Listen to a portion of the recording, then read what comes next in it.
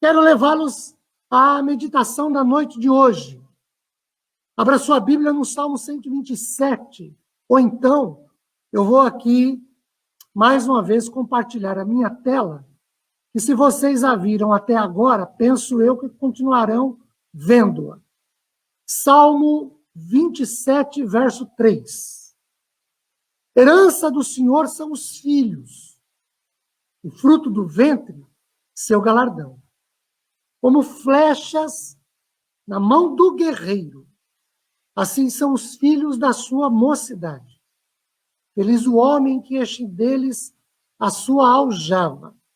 Não será envergonhado quando enfrentar os seus inimigos no tribunal.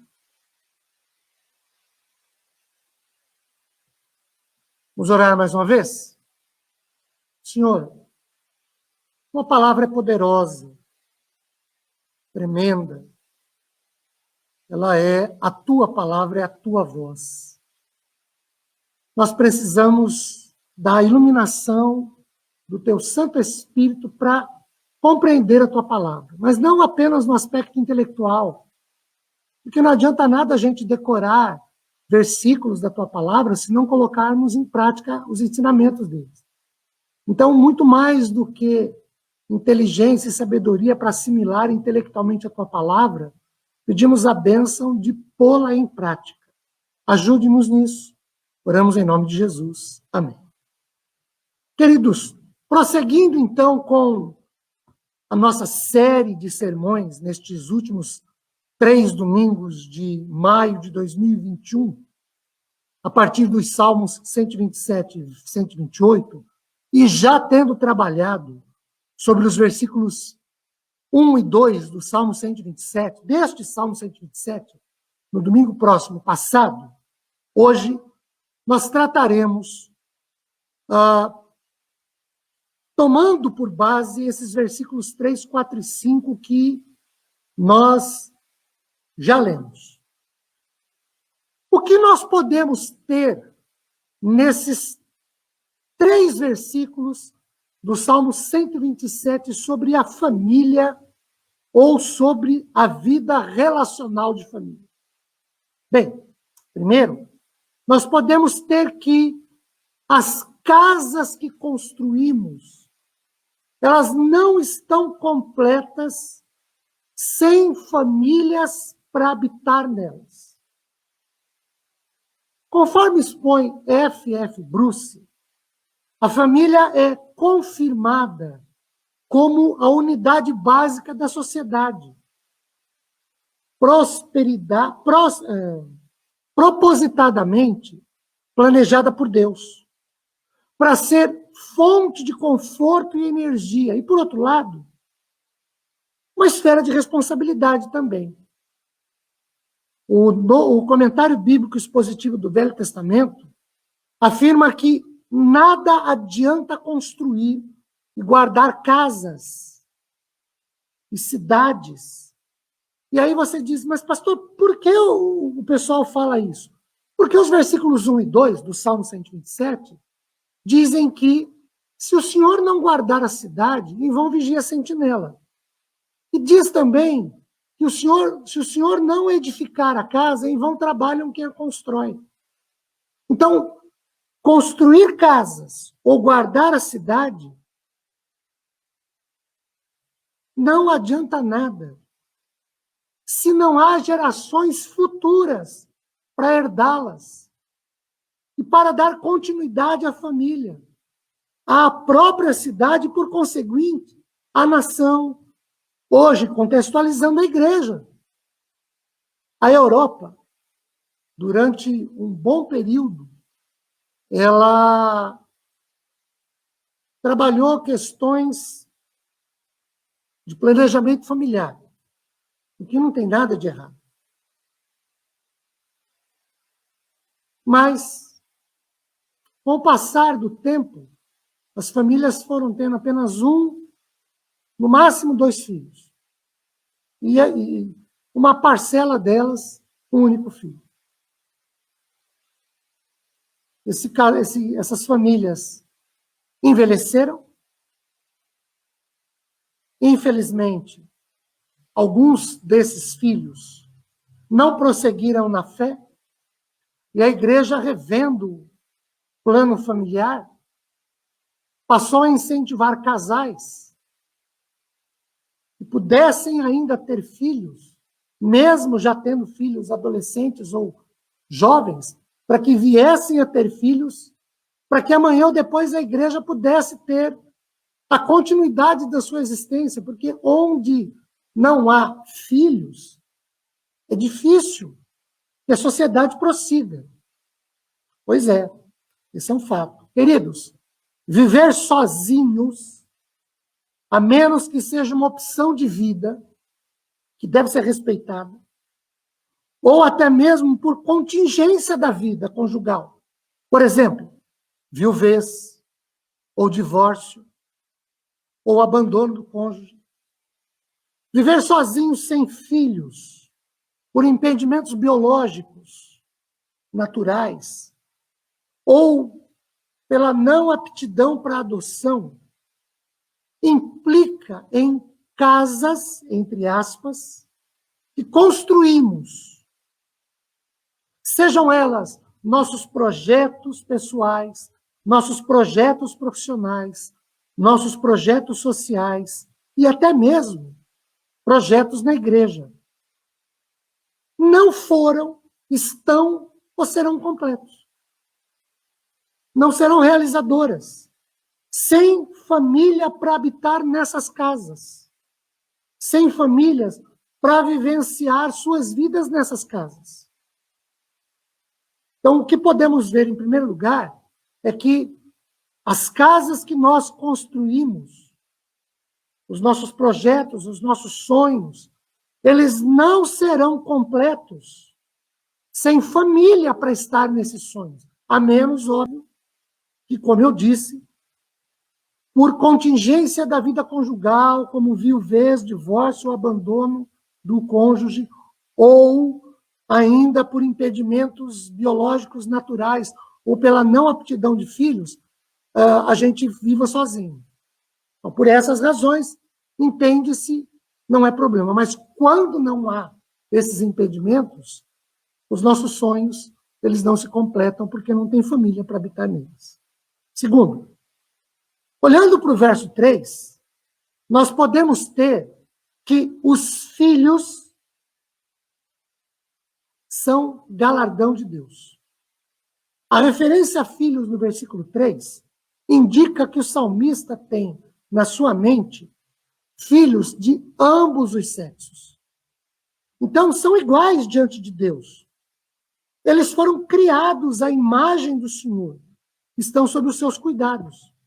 Nós não devemos jamais supor que um sexo tem mais valor que o outro. Como cristãos, nós devemos aceitar o filho que Deus nos deu. O filho ou a filha.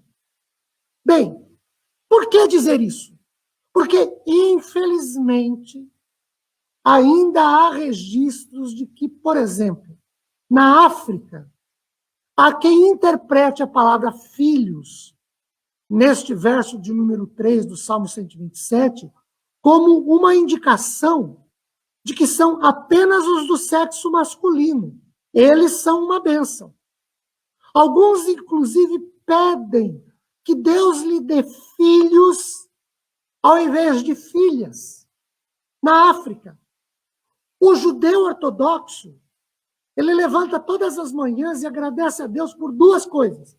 Primeiro, por não ser gentio. E para o judeu, quem não é judeu é gentio. E segundo, por ele não ter nascido mulher. Noutros lugares, como na Índia ou na China, a preferência por ter filhos do sexo masculino leva alguns pais a abortar, a abandonar para a morte, ou matar mesmo meninas recém-nascidas. É o inverso do que acontecia no Egito, nos tempos em que Moisés nasceu.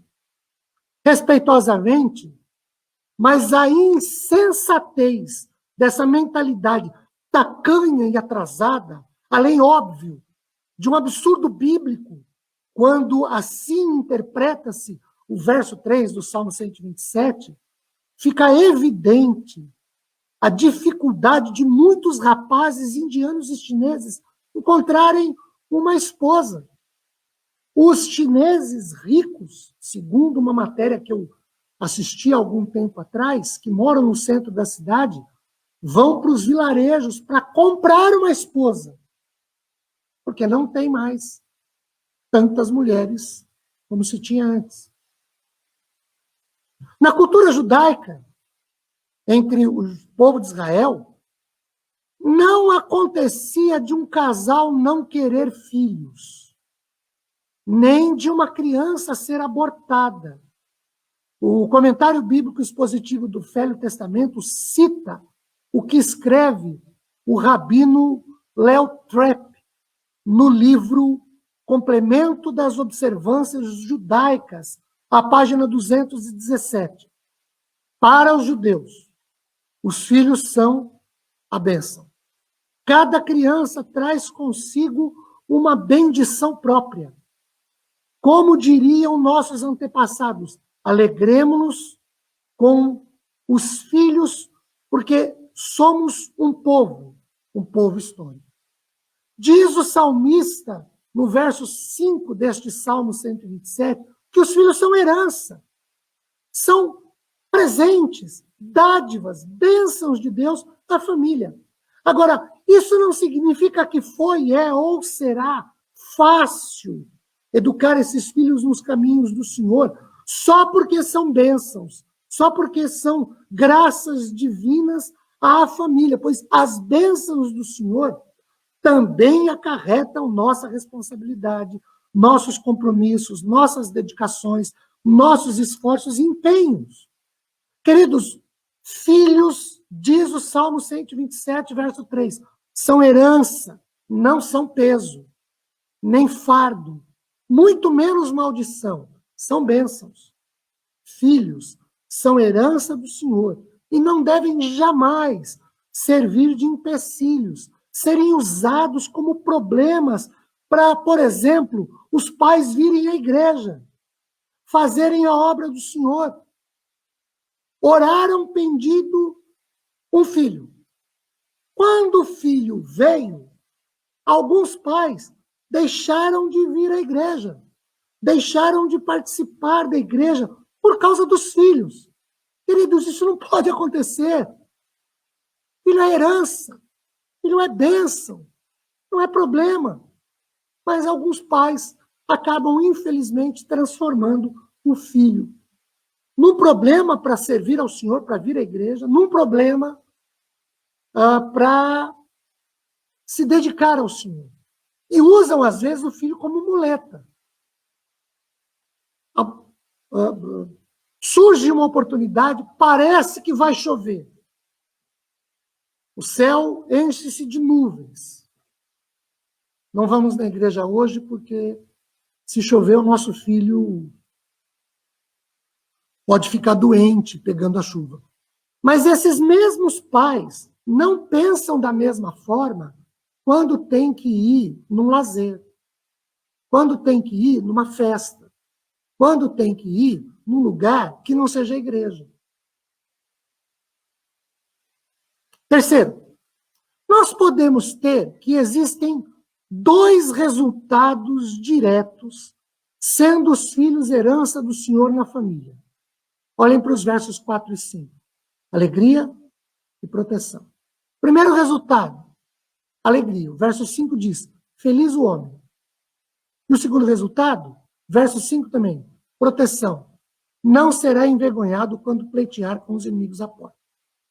Na antiguidade, ter muitos filhos era um sinal de força. Isto era mais verdadeiro ainda na economia agrícola, pois a ajuda da prole aumentava a produtividade do fazendeiro e, óbvio, o fazia economizar na contratação de mão de obra. E com isso, e por isso, aumentar seus custos e diminuir seus lucros. Sem contar o principal. negócios da família, trabalho e lucros da família. Assim, a aljava cheia de que fala o verso 5 é um símbolo de bênção divina. E ter bênção no lar dava à pessoa e à família motivo de orgulho junto à comunidade local. Quando lemos no verso 4 sobre os filhos da mocidade, trata-se de uma referência cultural.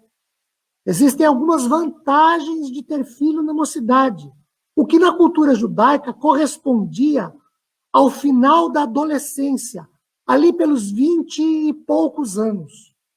De acordo com essa linha de raciocínio, queridos, é importante que os filhos estejam crescidos antes que os pais fiquem idosos, idosos demais, para se sustentar.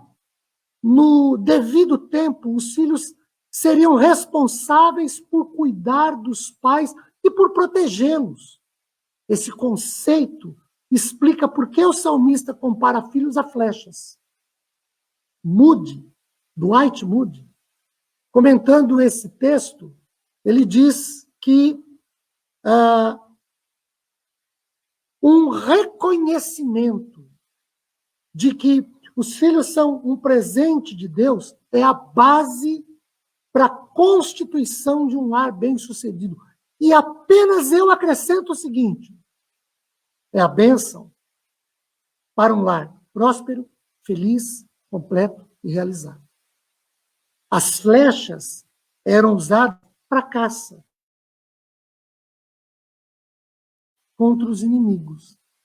Semelhantemente, os filhos podem promover as necessidades materiais dos seus pais, guardá-los de perigos, além, certamente, de defendê-los à porta, como diz o próprio verso 5.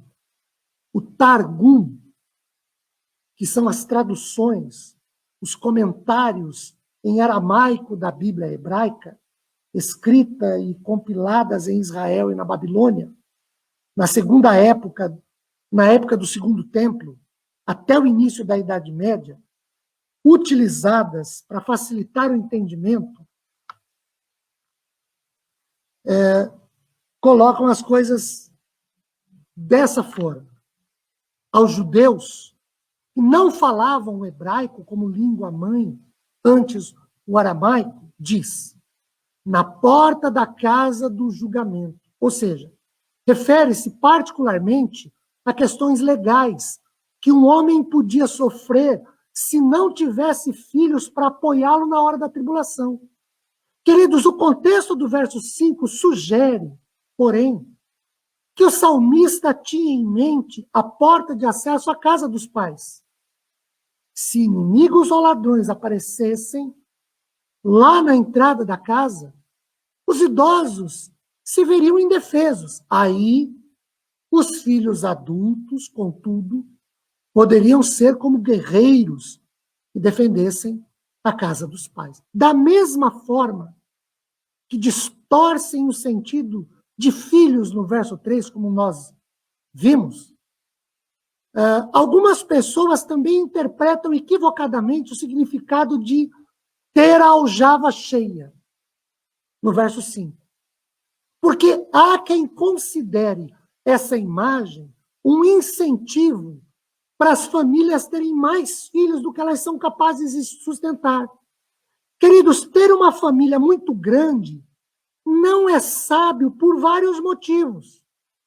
Com a orientação de Deus e os recursos da medicina, hoje nós podemos controlar o tamanho das nossas famílias. As bênçãos que os filhos trazem se tornam mais evidentes para aqueles cujos filhos andam com o Senhor. Como pais, temos do Senhor a grande responsabilidade de cuidar dos nossos filhos, de instruí-los segundo princípios bíblicos que devem nortear a vida de uma vida familiar. Considerando tudo até aqui, nós temos exibido nestes versículos 3, 4 e 5 do Salmo 127, o forte desejo de um homem que esperava ardentemente ter mais e mais filhos. Outro fator, a continuidade da linhagem. Um homem que tivesse muitos filhos, à semelhança do arqueiro que tem uma aljava cheia de flechas, é abençoado. É um homem feliz. Ainda, as portas da cidade, culturalmente, em termos bíblicos, como, por exemplo, fala-nos Deuteronômio 21, 19, Rute 4, de 1 a 12, ou Amós 5, 12, eram um local público, onde os anciãos da cidade se reuniam e os cidadãos se encontravam para tratar de negócios e realizar transações legais mais importantes e tratar dos mais variados assuntos fundamentais da sociedade local. E ainda era um local de grande ajuda ter uma família temente a Deus para dar apoio nessas ocasiões. Champlin, comentando isso, afirma que um pai com muitos filhos sentia-se seguro, protegido, e era especialmente abençoado, atribuindo suas bênçãos à providência divina. Era uma característica cultural dos hebreus, querer famílias numerosas, porque eles viam nisso a mão de Deus fazendo-os prosperar. Ainda em termos culturais, ter muitos filhos era algo aceitável, mas não ideal. Agora, não ter filhos era uma grande calamidade por várias razões. Primeiro, quem continuaria a linhagem, manteria o sobrenome, a história, as tradições, costumes da família. Segundo, quem trabalharia na propriedade da família, mantendo-a funcionando adequadamente. Terceiro, quem cuidaria da propriedade da família e a defenderia contra os inimigos. Quarto, quem herdaria a propriedade da família prosseguindo o legado. Quinto, quem cuidaria dos pais idosos. O que nós podemos então ver nesses 3 versículos do Salmo 127 sobre a relação com a família a partir dos filhos? Primeiro, que as casas que nós construímos não estão completas sem família para habitar nelas. Do que adianta ter e ser, se não há família nisso, se não há com quem compartilhar ou desfrutar ou vivenciar desses momentos. Segundo, podemos ter que os filhos são galardão do Senhor. Gente, filho é bênção. Não é peso, nem fardo, nem incômodo, nem problema. Muito menos maldição. Filho é bênção. E nós podemos ter que existem 2 resultados diretos quando nós encaramos os filhos como herança do Senhor. Primeiro, alegria. Feliz o homem. Segundo, proteção. Não será envergonhado quando pleitear com os inimigos à porta. Normalmente, quando nós estamos no mês de maio, eu sempre procuro dedicar um sermão à família, e nós já falamos sobre isso. Falamos sobre uma mulher da Bíblia no sermão do Dia das Mães. Voltamos a falar sobre a família. Normalmente eu falo sobre os filhos. O sermão de hoje foi mais sobre os filhos. E é isso que eu queria deixar com o coração de cada um dos queridos na noite deste domingo. Filho é bênção, é herança. E nós precisamos ter a nossa família nos nossos sonhos, nas nossas construções de sonhos, de ideais, de projetos. Deus nos abençoe sobre isso. Eu quero orar com vocês por um instante, depois a gente volta para falar algumas coisas. Vamos orar?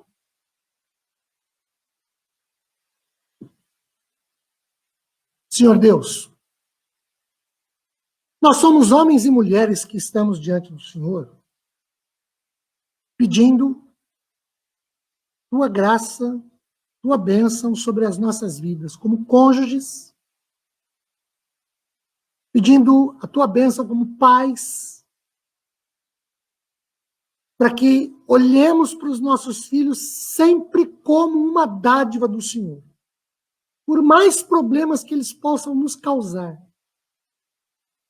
por mais tristes que fiquemos, porque às vezes não os temos, ou porque alguns deles, infelizmente, se enveredaram por caminhos que não deviam, porque não tem exemplos nossos para isso. Mas eles continuam sendo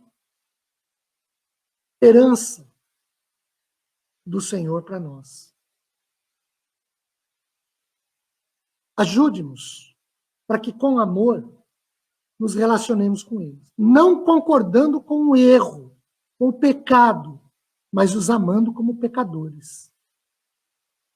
Não sendo conivente com os erros deles, mas amando-os, porque são nossos filhos, Pai. Podem ter se enveredado por caminhos de vícios, do alcoolismo, das drogas, mas são nossos filhos. Nós os amamos e precisamos amá-los mais ainda. Oramos por eles, para que o Senhor os alcance, os converta, mude-lhes a vida. E ajude-nos como pais nesse processo, e como cônjuges, para que as famílias façam parte dos nossos projetos, Senhor. Não fiquemos sozinhos, para que nos realizemos mais e mais. Sê conosco, nos dando uma boa noite, a continuidade de uma boa semana. Que o teu amor, ó Deus, seja abundantemente derramado sobre os nossos corações. Que a graça do Senhor Jesus nos renove a cada instante. E que os consolos e confortos do Santo Espírito de Deus se derramem abundantemente sobre cada um dos nossos corações, para que enfrentemos a vida de maneira que o Senhor ocupe o primeiro lugar no nosso coração e na nossa vida, para sermos pessoas realizadas, que sorriem e que vençamos. Ajude-nos nisso. Oramos no nome de Jesus. Amém, Senhor.